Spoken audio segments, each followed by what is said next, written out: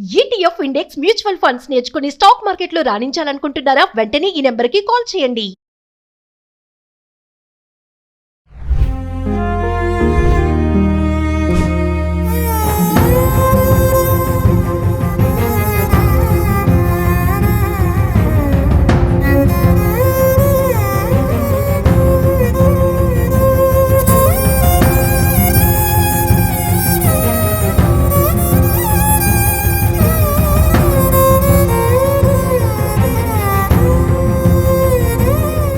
నమస్తే, welcome back to Suman TV. అసలు సమాజంలో జరిగే సంఘటనలు కొన్ని చూస్తే ఎంత బాధాకరంగా ఉంటున్నాయంటే, ఖమ్మం ఇన్సిడెంట్ గురించి మాట్లాడుకుంటే, మరి ఆడపిల్లల్ని కని వాళ్ళకి పెంచి పెద్ద చేసి పెళ్లి చేసి ఒక మొగాడి చేతిలో పెడుతున్నామంటే ప్రాణం తీయడానికేనా అనిపిస్తుంది. మరి అమ్మాయిని అస్థి పంజరంలో చూసిన ఆ తల్లిదండ్రులకు ఎంత బాధ ఉంటుంది. చూస్తున్న మనకే ఎంత బాధ అనిపిస్తుంది అంటే, అనుభవించినటువంటి ఆ తల్లికి ఎంత బాధ ఉంటుంది. చూడండి, అదనపు కట్నం కోసం గృహహింస, అత్త, మామ, భర్త, మరి ఆడపడుచులు అందరూ కలిసి ఆమెని ఒక గృహ నిర్బంధం చేసి అన్నం కూడా పెట్టకుండా ఆమెని ఎంత ఇబ్బంది పెట్టారంటే ఈ విజువల్ చూస్తేనే మనకు అర్థమైపోతుంటుంది. మరి దీనిపైన మరింత సమాచారం అందించడానికి మనతో పాటు అందుబాటులో ఉన్నారు family counsellor, motivational speaker, public speaker Rajaniramma గారు. అవును, ఇప్పుడు ప్రస్తుతం సమాజంలో మనకి ఇటువంటి గృహహింసలు, వరకట్న వేధింపులు చాలా ఎక్కువైపోయాయి. ఇది ఎందుకు అనేది మనం ఓవరాల్గా అందరినీ ఒకటే ఘాట కట్టేసి మనం నిర్ణయం తీసుకోలేం. ఇప్పుడు ఇక్కడ ఎన్ని మార్పులు వచ్చిన సమాజంలో టెక్నాలజీ ఎంత అడ్వాన్స్ అయినా అన్ని మార్పు చేసుకుంటున్నారు. అన్ని వైపులా కూడా వాళ్ళకి అనుకూలంగా చేసుకుని వాళ్ళు ముందుకు వెళ్తున్నారు. కానీ ఈ ధనదాహం అనే విషయం వచ్చేటప్పటికి ఆ విషయంలో ఎక్కడ మనసులో మార్పు, ఆలోచనలో మార్పు వచ్చే విధానం అయితే ఎక్కడ కనిపించట్లేదు. ఇది ఇప్పుడు పర్టికులర్ ఈ కేసులో మనం చూసుకుంటే గనక వీళ్ళేంటంటే ధనదాహము పక్కన పెడితే వాడు ఎవడైతే ఉన్నాడో ఆ నీచుడు ఒక ఆడపిల్లని ఈ రకంగా తిండి నిద్ర ఏమీ లేకుండా అట్లా మార్చి మార్చి మార్చి మంచానికి అంకితం చేసి చంపేశాడు. అంటే వీడిది ఇంకొక తెలివితేటలు అనమాట. ఆమె ఏదో అనారోగ్యంతో చనిపోయింది. ఆఫ్ కోర్స్ ఆ థైరాయిడ్ ఉంటే ఉండొచ్చు గాక, అయితే మాత్రం మంచాన పడి అలా తీసుకుని చనిపోతారా? అలా ఎక్కడన్నా ఉందా? ట్రీట్మెంట్ అయితే ఇప్పించాలి కదా. సరే, నీ దగ్గర డబ్బులు లేవు, నువ్వు అంతంత కట్నాలు తీసుకున్నావు, ఆవిడకి పొలాలు కట్నంగా రాసిచ్చారు. రాసిచ్చినప్పుడు ఆమె 10 లక్షల కట్నం ఇచ్చారు, 10 లక్షల రూపాయలు బంగారం ఇచ్చారు. పోనీ అదన్నా కరిగించి నువ్వు ఆమెకు వైద్యం చేయించాలి కదా. నువ్వు ఎందుకు చేయించలేదు అంటే, ఇక్కడ ఉన్న విషయం ఏంటంటే 6 సంవత్సరాలు అత్తగారింటి మీద పడి తిన్నాడు. అంటే 6 సంవత్సరాలు నువ్వు అత్తగారింట్లోనే ఉండి అత్తగారితోటి భార్యతోటి సేవలు చేయించుకుని వాళ్ళ సొమ్మంతా తిన్నావు. చూసారా, ఇది ఒక టెక్నిక్ అనమాట. వాడు తీసుకున్నది కట్న కానుకలు సరిపోక, ఆస్తిపాస్తులు తీసుకున్నది సరిపోక, పొలాలు తీసుకున్నది సరిపోక, ఇంకా కూడా తినాలి అనే ఆశ, ధన దాహము. ఇంకొకటి ఏంటంటే వాడు పచ్చి సోమరిపోతు. వాడు ఎంత సోమరిపోతు అంటే రూపాయి కూడా ఈ రోజు వరకు సంపాదించిన దాఖలాలు మనకు ఆ కేసులో కనపడ్డాయా? ఎక్కడన్నా ఉందా? వాడు ఎంతసేపటికి లాగేసిందంతా లాగేశాడు. ఇంకా వాళ్ళ ఇంట్లో చేరి, అది అంటారు కదా గాదె కింద పందికొక్కు అంటారు కదా, గాదెలని చెప్పి ఉంటాయి, ధాన్యాలు నిల్వ చేసే గాదెలు ఉంటాయి ఊళ్ళల్లో. అది ఏంటంటే కింద నుంచి మట్టిలో నుంచి తవ్వేసి ఆ లోపలికి వెళ్ళిపోయి ఆ ధాన్యాన్ని తినేస్తాయి అన్నమాట. వీళ్ళకి తెలియని కూడా తెలియదు, ఆ ధాన్యం కరిగిపోతూ ఉంటుంది. అది ఏమైందా పందికొక్కు వచ్చిందేమోలే, తిందేమోలే, ఒకసారి 2 సార్లు పట్టించుకుని చూసుకుంటారు. ఏదో మళ్ళీ తలుపులు వేసుకుంటారు, దానికి కూడా తలుపులు ఉంటాయి, దానికి జాగ్రత్తగా పెట్టుకుంటారు. కానీ మళ్ళీ కూడా తెలియకుండా దాని కింద దూరి తినేస్తూ ఉంటుంది అనమాట. అది అంతా కూడా అయిపోయే వరకు కూడా వాళ్ళకి స్పృహ రాదనమాట. అయ్యో, మనం ముందే చర్య తీసుకుంటే ఈ ధాన్యాన్ని కాపాడుకునే వాళ్ళమే అని. అలా గాది కింద పందికొక్కులాగా ఈ 6 సంవత్సరాలు పడి తిన్నాడు. అక్కడ వాళ్ళకి అప్పుడు తెలిసొచ్చి వాళ్ళు ఎదురు తిరిగి ఏదో పిల్లని తీసుకెళ్లి కాపురం పెట్టాలి కదా, మీరు అప్పటికే ఒక పాప కూడా పుట్టింది, మీరు వేరే కాపురం పెట్టుకోవాలి కదా, లేదా మీ అత్తగారింటికి తీసుకెళ్లాలి కదా, మీరు పోషించుకోవాలి కదా, మీరు ఉద్యోగం చేయాలి కదా అని అల్లుడికి కౌన్సిలింగ్ చేస్తారు, కొంచెం బుద్ధులు నేర్పుతారు. ఆ తప్పేంటంటే అందులో 1000% కరెక్ట్. ఒక సోమరిపోతుకి పిల్లనిచ్చాము అని వాళ్ళు ఎంతో బాధపడుతూ ఉండుంటారు.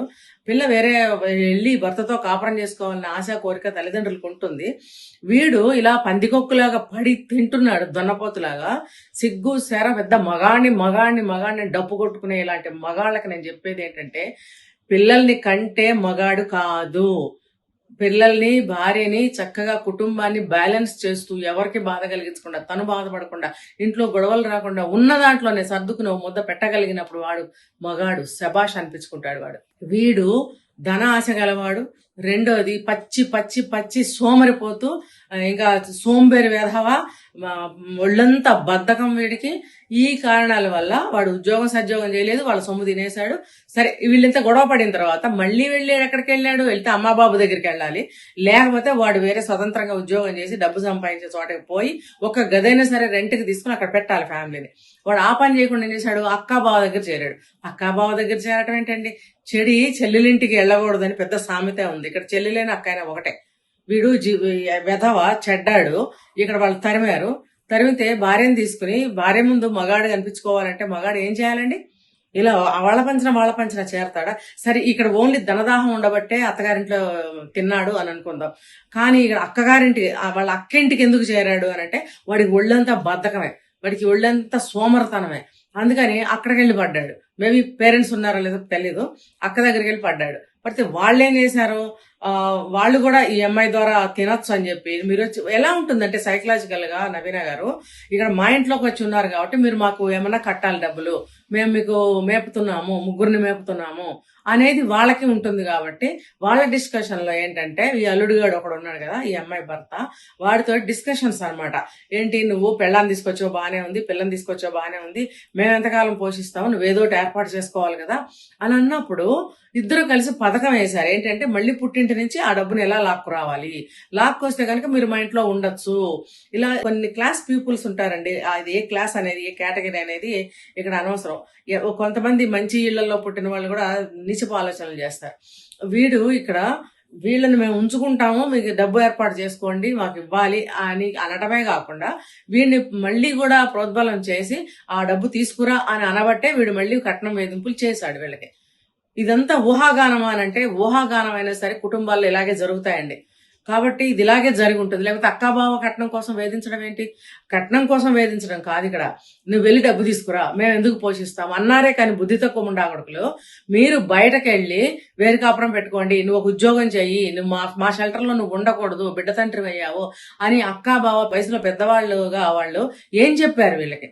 ఇదేనా తమ్ముడు ప్రేమ అంటే? తమ్ముడికి ప్రేమ ఉంటే వెల్విషర్ అవ్వాలి గాని ఇలా గోతులు తవ్వి జీవితాలు తీసేయకూడదు. ఇది ప్రతి సిబ్లింగ్స్ గాని, దగ్గర చుట్టాలు గాని ఎవరైనా సరే వెల్విషర్స్ అయితే గనక వాళ్ళు చేయాల్సిన పని అది కాదు. మీరు వెళ్ళి కష్టపడి సంపాదించుకోండి, మీ జీవితం మీరు జీవించండి అని నేర్పాలన్నమాట. లేకపోతే ఇలాంటి సోమరిపోతులు పుట్టగొడుగుల్లాగా పుట్టుకొస్తూనే ఉంటారు. ఇలాంటి హత్యలు, ఆత్మహత్యలు జరుగుతూనే ఉంటాయి అన్నమాట. మేడం, అయితే ఒక విషయం చెప్పండి మేడం. ఇప్పుడు చూస్తున్నాం కదా, ఈ గృహహింస చట్టాలు, అదనపు కట్నం అని మనం పూర్వకాలం నుంచి వస్తూనే ఉన్నాయి కదా. మరి ఇన్ని చట్టాలు వస్తున్నా, ఇన్ని మార్పులు జరుగుతున్నా కూడా ఎందుకు వీటిని నియంత్రించలేకపోతున్నారు? అంటే మిస్టేక్ ఎక్కడ జరుగుతుంది? ఇప్పుడు ఆడపిల్లని ఎంతగా కంటున్నారు, పెంచుతున్నారు, భద్రతగా చూసుకుంటున్నారు కదా. మరి పెళ్లి చేసే టయానికి ముక్కు ముఖం తెలియకుండా, మరి ఎవరు బ్యాక్గ్రౌండ్ ఏంటో సర్చ్ చేయకుండా ఇలా పెళ్లి చేయడం వల్లే ఇలాంటి సంఘటనలు జరుగుతున్నాయంటే ఏం చెప్తారు మీరు? అయితే ఎన్ని చట్టాలు వచ్చినా, ఎన్ని మార్పులు జరిగినా, ఎన్ని సెక్షన్లు వచ్చినా ఈ మనుషులు ఎందుకు మారరు అని అంటే, సేమ్ మనం గతంలో కూడా మాట్లాడుకున్నాము. ఇప్పుడు ఫస్ట్ మీరు అడిగిన క్వశ్చన్ లో కూడా నేను అదే చెప్పాను. వీళ్ళు ఏంటంటే డబ్బుదా, కష్టపడకుండా డబ్బు వచ్చేయాలి.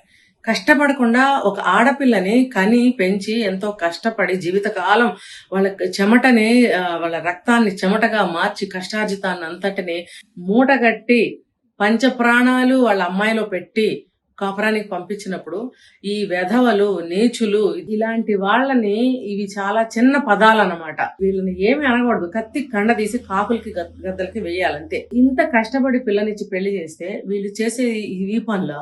అయితే వీళ్ళంతా కష్టపడి జీవితం అంతా తినకుండా డబ్బులు మూటగట్టి ఇచ్చేది ఆ వెధవలక. ఎందుకు ఇవ్వాలి? తప్పు ఎవరు చేస్తున్నారు ఇక్కడ? ఆడపిల్ల తల్లిదండ్రులు చేస్తున్నారు. కట్నాలు ఎందుకు ఇస్తున్నారు? కట్నం డబ్బు ఇవ్వందే మీ అమ్మాయి చెల్లుబాటు కానంత స్థితిలో మీ కుటుంబం గాని మీ అమ్మాయి గాని ఉందా? చూడండి, నేనేం చెప్తున్నానంటే ఈ చట్టాలు మారాలి ఇవన్నీ పక్కన పెడితే ముందు ప్రతి మనిషిలో అంటే ఆలోచనలో మార్పు రావాలి.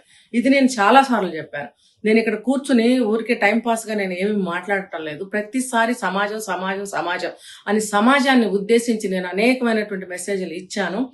ఎందుకు మీరు చెవిని పెట్టడం లేదు? గత నెలలో ఒక వరకట్న వేధింపు హత్య జరిగింది అనుకుందాం, లేదా ఆత్మహత్య జరిగింది అనుకుందాం. నెల అయిపోయింది కదండి. ఈ నెలలో కొత్త పెళ్లిళ్ళు ఎవరన్నా చేస్తే కనుక మళ్ళీ వాళ్ళ పిల్లలకి కట్నం ఎందుకు ఇస్తున్నారు? మనకి బుద్ధి లేదు కదా. మనకి బుద్ధి లేదండి. అంటే మన చెప్పుతో మనం కొట్టుకోవాలా? ఎవరన్నా వచ్చి చెప్పుతో కొట్టాలా? ఎవరన్నా వచ్చి చెప్పుతో కొట్టాల్సినంత అవసరం ఎవరికీ లేదు. ఎందుకంటే నష్టం జరుగుతున్నది మీకు, దెబ్బ తగులుతున్నది మీకు, నొప్పి కలుగుతున్నది మీకు. తర్వాత చివరికి నష్టపోయి ఘోరాతి ఘోరంగా హృదయ విదారకంగా ఏడుస్తున్న పరిస్థితి మీకు వస్తుంది. కాబట్టి ఎవ్వరూ కొట్టాల్సిన అవసరం ఎవ్వరికి లేదండి సమాజంలో. ఎందుకు నేను చెప్తున్నానంటే ప్రతి ఒక్కళ్ళు కూడా వాళ్ళ ఆలోచన విధానంలో మార్పు రావాలి. కట్నం ఇవ్వండి పెళ్లి ఎలా అవుతుందండి అంటే పెళ్లి చేయకండి. ఏమండి, ఇప్పుడు 20 ఏళ్ళు పెంచుతారు. మనిషి జీవిత కాలము కనీసం ఈ రోజుల్లో 70-80 ఏళ్ళు బతుకుతూనే ఉన్నారు, 90 ఏళ్ళు కూడా బతుకుతున్నారు. మీరు మీ దగ్గరే పెట్టుకోండి, ఏం పర్వాలేదు. అర్థమైందా? ఆ జీవితం భగవంతుడు నిర్ణయిస్తాడు, ఎలా జరగాలనేది అలా జరుగుతూనే ఉంటుంది. వాళ్ళు చదువుకుంటారు కాబట్టి వాళ్ళ కాళ్ళ మీద వాళ్ళు నిలబడతారు. ఫైనల్ స్టేజ్ లో వాళ్ళ జీవితపు నిర్ణయాలు తీసుకునే శక్తి వాళ్ళల్లో ఉంటుంది. వాట్ నెక్స్ట్ అనే నిర్ణయము ఆ కాలానికి తగ్గట్టుగా వాళ్ళు తీసుకోగలుగుతారు. మీరు ఏమి భవిష్యత్తు గురించి భయపడకండి, బాధపడకండి. అందుకే పిల్లలకి ఇప్పుడు ఈ వరకట్నపు చావు జరిగింది, ఈ గృహహింస చావు జరిగింది. ఇప్పుడు ఈ నెక్స్ట్ మంత్ లో గానీ ఆ నెక్స్ట్ మంత్ లో గానీ వచ్చే సీజన్ లో ఎవరైనా పెళ్లిళ్ళు చేయదలుచుకుంటే నిక్కచ్చిగా నిర్మోహమాటంగా మా పిల్లకి పెళ్లి అవ్వకపోయినా పర్వాలేదు, మేము పెళ్లి చెయ్యము, కానీ కట్నం మాత్రం ఇవ్వము. మీరు మా అమ్మాయిని కట్నం లేకుండా చేసుకుంటే చేసుకోండి. ఎందుకు అనంటే ఎంత అమ్మాయి ఉద్యోగం చేసినా చేయకపోయినా ఇంట్లో పని పాటలు ఏ మేరకు చేస్తుంది అని మనం అనుకున్నట్టయితే కనుక ఎంతో కొంత అయినా సరే ఆ ఇంటికి పని చేస్తూనే ఉంది. పుట్టింట్లో ఎక్కడ తల్లి కూర్చోబెట్టి పని చేయించకుండా ముద్దుగా చూసుకుంది. అది తప్ప ఒప్ప అనేది వేరే టాపిక్ లో మాట్లాడదాం.